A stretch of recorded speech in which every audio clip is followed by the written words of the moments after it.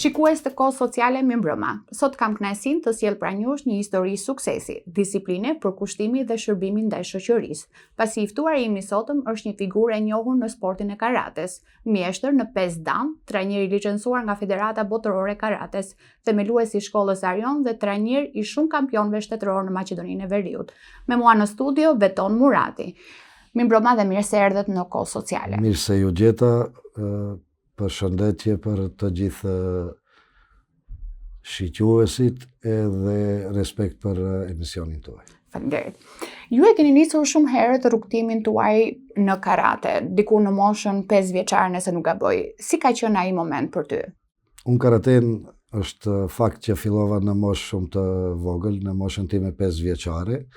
Aso kohë në klubin e karates Pirok, që u dhiqte babai im, në një moshë shumë të vogël ku rrallë fëmijët dallojnë lojën nga sporti, dallojnë përgjithësinë nga aktivitetet rekreative, por për mu nuk ishte diçka e panjohur karateja, nga që prindi im ishte ai i cili zhvillonte karaten në nivel kombëtar edhe ndërkombëtar, me theks të veçante edhe në fushgropën e Pollogut, në qytetin e Tetovës, dhe unë edhe pse palestra ishte shumë e madhe për mu, kimonot ishin diçka shumë e madhe, por nuk ishin të panjohura për mu dhe unë shumë shpejt u bëra pjesë e aktiviteteve në karate dhe garave.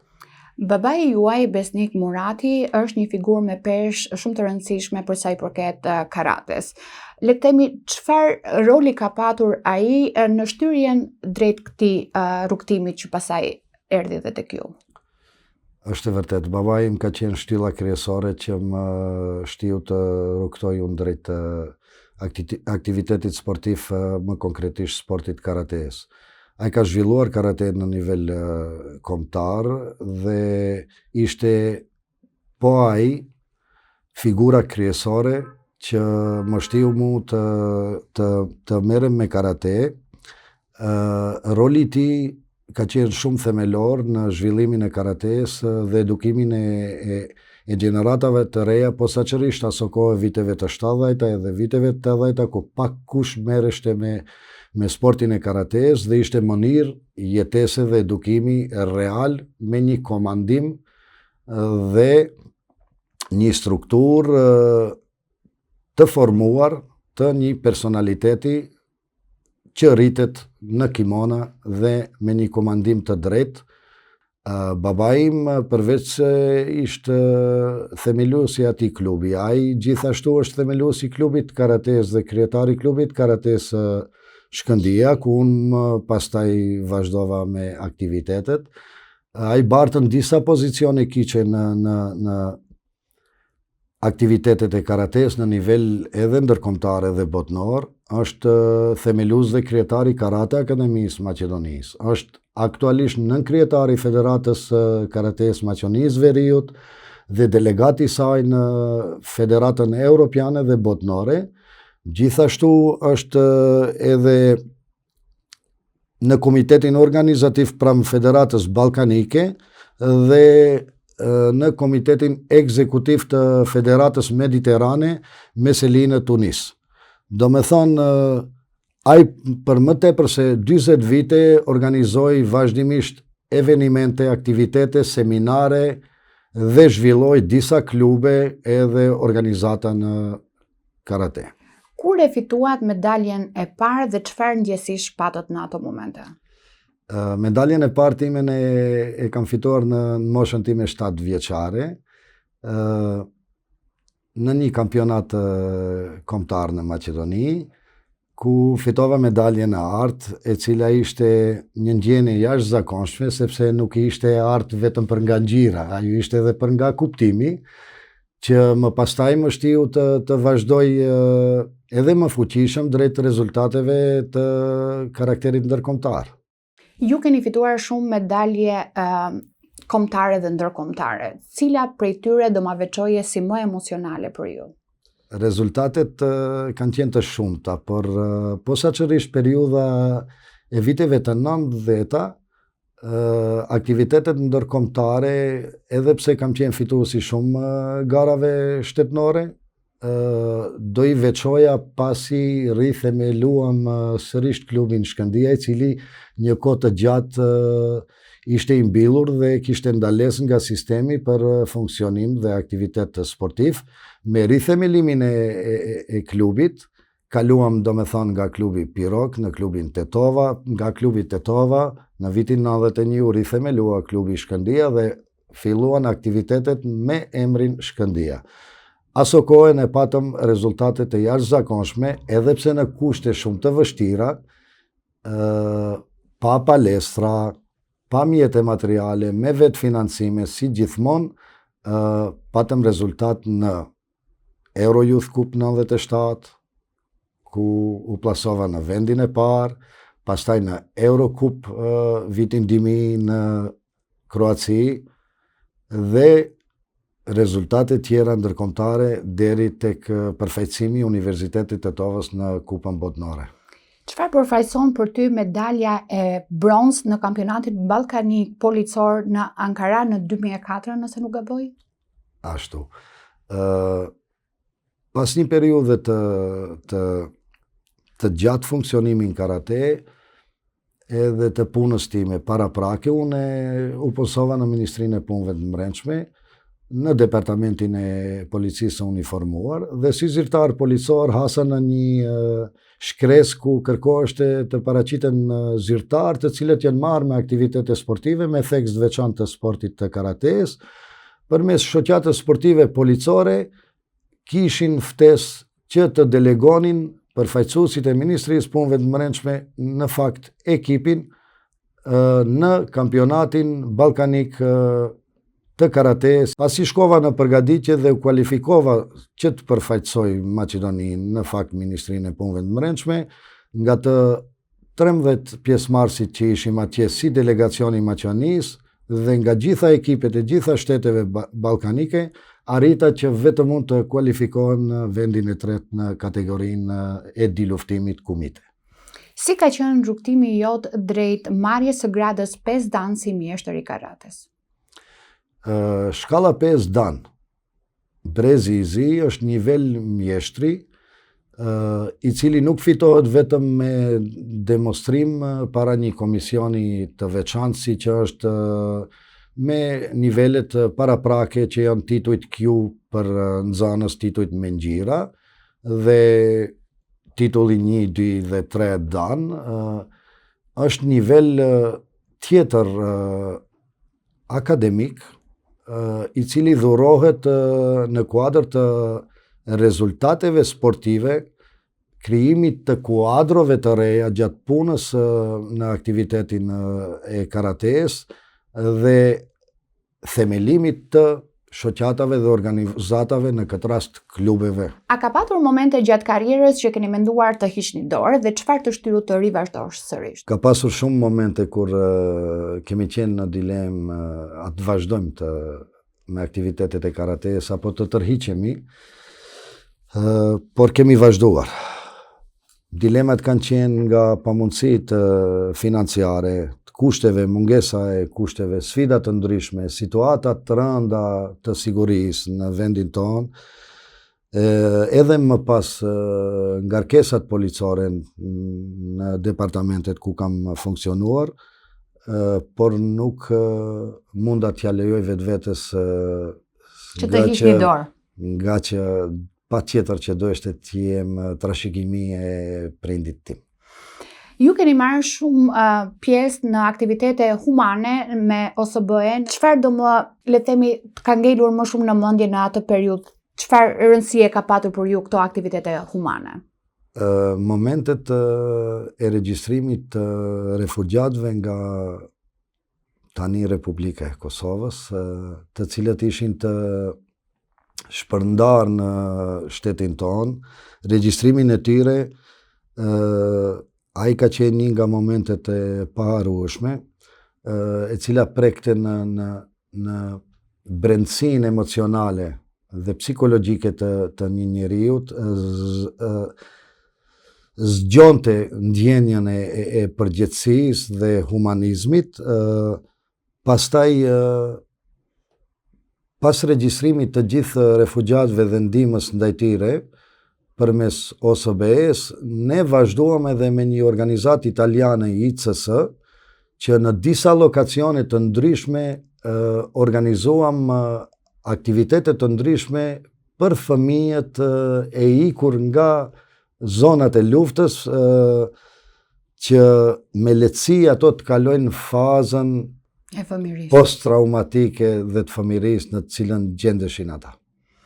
Cili prej çmimeve apo mirënjohjeve që keni marrë deri më sot ju bën më tepër të jeni krenar për të? Nëse do më veçoje një.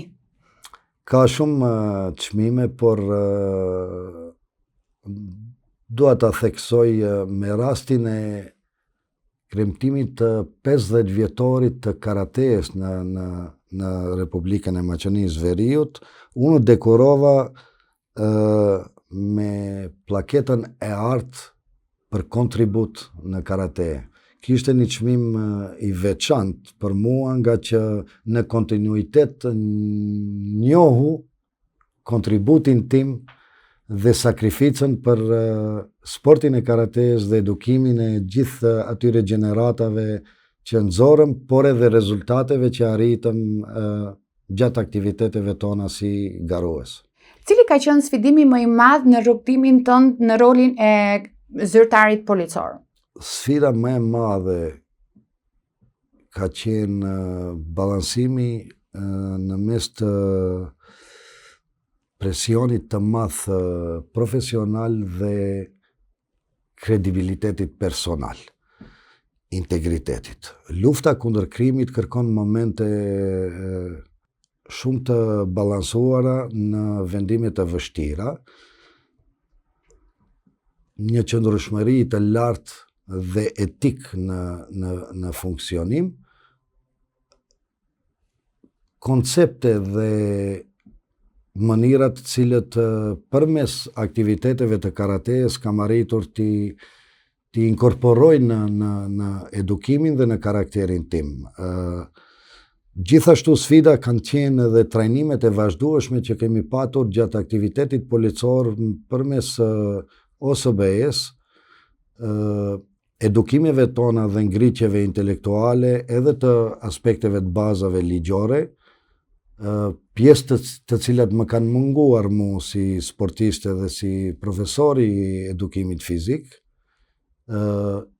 trajnimet të ndryshme përmes Këshillit të Evropës dhe projektit të financuar nga Bashkimi Evropian, ku unë u përzgjodha edhe si edukator dhe trajnues policor për disa tema të ndryshme, nga ajo për të drejtat e njeriut, mënyra e përdorimit të dhunës dhe forcës e mjeteve të dhunës në veprimet policore, deri tek forcimi i kapaciteteve të organeve për implementimin e ligjit, dhe më pastaj edhe me Departamentin e Shtetit Amerikan në trajnimet të ndryshme për menaxhim të situatave të rënda dhe menaxhimit me informacione të nivelit lartë. Si balancove studimet, detyrimet policore, por edhe aktivitetet sportive gjatë gjithë rrugtimit tënd në karrierë? Është e vërtet që karateja më ka mësuar që të përballem me shumë sfida. Edukimin karate më mundësoi që të mund të mbaj balansin në situata me shumë angazhime, njëkohësisht edhe në sport, gjatë punës policore, por edhe gjatë aktiviteteve sportive si edukator. Ka qenë e vështirë, por padyshim se në karate edukohen gjeneratat dhe karakteri njeriut që të përballet me presion të lartë. Çfarë përgjegjësisht ndjeni sot si komesar garash në drejtimin e zhvillimit të karates në Republikën e Maqedonisë së Veriut? Pozicioni komesar i garave në kuadër të aktiviteteve është një rol vendimtar, një rol kiç për mbarvajtjen e e garës, respektimit të rregullave dhe garimit dhe në përgjithësi për prezantimin e sportit në mënyrë më briljante. Ne kujdesemi që të respektohet rregulloria gjatë aktiviteteve, mbajmë rol kyç në gjithë atë aktivitet brenda ditës, si në korrektësinë e referimit, po ashtu edhe në performansën që tregojnë garuesit dhe stafi organizativ. Çfarë ndikimi pati bashkëpunimi me profesorin Endier Mentazin në formimin tënd profesional, por edhe ato pedagogjik? Profesor Mentazi ka qenë një figurë kyçe në formimin tim, në aspektin e formimit tim pedagogjik, të formimit tim moral dhe etik. Me profesor Mentazin ne kemi funksionuar në mënyrë briljante, ai si ligjerues i sporteve luftarake në Fakultetin e Edukatës Fizike dhe unë si asistent demonstrator aso kohë njëkohësisht student në Fakultetin e Edukatës Fizike. Profesor Mentazi më mësoi se si qasja humane rrit nivelin e një profesionisti pavarësisht në cilën fushë ai funksionon. Çfarë të shtyu të lësh universitetin dhe të kyçesh në Akademinë Policore dhe si e përjetove këtë tranzicion? Ishte periudhë e vështirë. Njëkohësisht funksionoja, siç përmenda më parë, asistent në Universitetin e Tetovës, por pas një periudhe të rëndë të situatës së sigurisë në vendin tonë, do ishte marrë një vendim i tillë që personalitetet të cilët ishin të edukuar për të përballuar me presionet të larta, rrezikshmëri dhe kontroll mbi vetveten, doj mos që duheshte përmes marrëveshjes së orit të futen edhe në institucionet e fushës së sigurisë, ku atë rrezik mora përsipër edhe unë, që të largohem dhe të kaloj në Akademinë Policore e të bëm pjesë e radhëve të Ministrisë Punëve të Brendshme, të departamentit të uniformuar, ku i paraprakisht ishim të edukuar që do t'i shërbejmë komunitetit. Siç i shërbenim duke trajnuar kuadro dhe fëmijë që t'i edukonim të sillen drejt dhe të mos bëhen pjesë apo viktime krimeve të ndryshme apo delikuencës, këtu gjeta vetveten që edhe në mënyrë praktike të mund të kontriboj për shoqërinë dhe komunitetin në përgjithësi, edhe të parandaloj apo të prevenoj veprat penale dhe të ruajmë rendin dhe qetësinë publike, posaçërisht në atë periudhë të rëndë. Kalojmë tani pak tek shkolla e karates Arion. Çfarë të shtyu ta themelosh të shkollë dhe cili ishte vizioni yt? Unë deri në vitin 2024 isha krye trajneri i klubit karates Shkëndija, ku në qershor të vitit 2024 mora vendimin që të themeloj klubin e karates, në fakt shkollën e karates Arion, me të vetmin synim që të krijojmë një pikë reference për edukim real të gjeneratave të reja, të cilët as pak nuk janë marrë me karate, nga që atje lash një gjenerat veç më të përgatitur me performansa garuesësh të nivelit ndërkombëtar, trajner dhe të licencuar edhe refer në karate, por tash do të marrë hapin dikush që të fillon me gjenerata fëmijësh të cilët as pak nuk janë marrë me asnjë sport. Dhe unë vendosa që të ndahem nga klubi i karates edhe nga zero të nis në një qendër e cila do u përmbahet këtine rregullave të edukimit psikofizik, moral dhe tekniko-taktik në karate. Çfarë veçon klubin e karates Arion nga klubet e tjera? Klubin e karates Arion do e veçon nga klubet tjera, balansi në mes të tradicionales, teknikave tradicionale japoneze dhe karates moderne, performimit të garimit modern. Ne synojmë që të jetë një qendër rajonale ku përveç edukimit në bazat të karates të krijojmë edhe kushte dhe rrethana ku ajo pikë do ekziston si qendër edhe për trajnimin e figurave të tjera, si që janë kompanitë e sigurimit, personat për ruajtje të pasurisë dhe individëve, të trajnojmë ato edhe të jetë një qendër ku do mund të trajnohen për vetëmbrojtje apo mënyra tekniko-taktike të funksionimit psikofizik edhe figura të cilët do jenë kadet në akademit ushtarake apo individ që do konkurojnë në akademinë policore, që të jetë një fazë para përgatitore për të arritur deri në një performancë ku ato pastaj do e kenë më lehtë në shkollim të më të tjeshëm. Cilat janë arritjet më të rëndësishme të nxënësve të klubit Arion këto vitet e fundit? Arion edhe pse funksionon shumë shkurt, ne Besoj ka patur gjithsesi arritje. Pa dyshim, kemi patur rezultate në nivel kombëtar, por edhe në nivel ndërkombëtar. Së fundmi ne ishim pjesë edhe një kampionati mbar kombëtar të mbajtur në Prishtinë, ku arritëm disa medalje. Me thonë, ne aktualisht kemi vetëm 6 garues që kemi arrit nga afërsisht 20 nxënës të krijojmë 6 garues me performancë të cilët nga hiqi nuk kanë ditur as të veshin kimonat në karate, kemi arritur që ti ngrisëm deri në një nivel të performimit të garuesve në disiplinën kumite dhe të sjellin rezultat si nën kampion dhe kampion. Si kontribon Arion në zhvillimin sportiv dhe edukativ për të rinjt në Tetov dhe më gjërë?